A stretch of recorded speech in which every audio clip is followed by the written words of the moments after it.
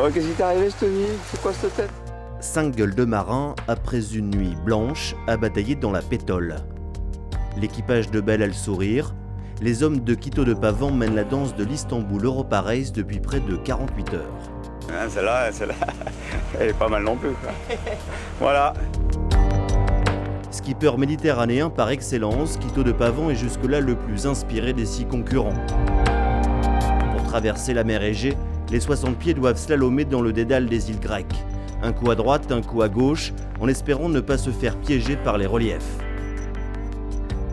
On est en train de sortir des îles grecques qui ont été une partie de poker cette nuit dans des vents importants. L'île qu'on a dessous, là, elle fait 1000 mètres de haut.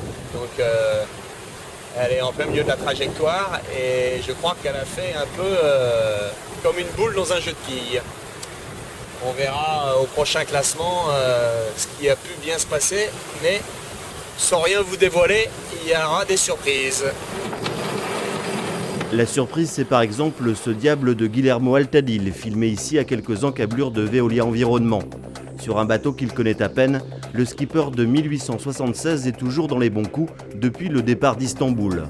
Pas de quoi étonner Quito de Pavan, qui s'est retrouvé la nuit dernière à moins de 10 mètres du bateau espagnol.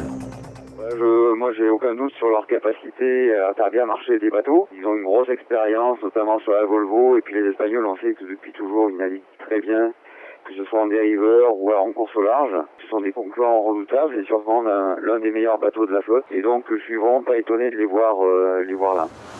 Au classement de la mi-journée, Belle menait la course avec une quinzaine de milles d'avance sur le Foncia de Michel Desjoyaux, plutôt ravi de sa première navigation en mer Égée, malgré le manque de vent. C'est vrai que quand tu vois un bateau qui défile à 10-12 nœuds, pas très loin de toi, et que toi t'es collé à 0 ou 1 nœud, c'est un peu agaçant, mais bon, faut vivre avec. On aurait bien aimé traverser tout ça à fond la caisse et s'en extraire rapidement. Maintenant, ça met un petit peu de piquant. C'est vrai que on va arriver un peu tard à Nice, parce que la suite est pas beaucoup plus ventée. J'ai pas regardé la vitesse moyenne qu'on a fait depuis le départ d'Istanbul, mais ça va pas très vite. Mais bon, c'est pas grave, on est bien en mer.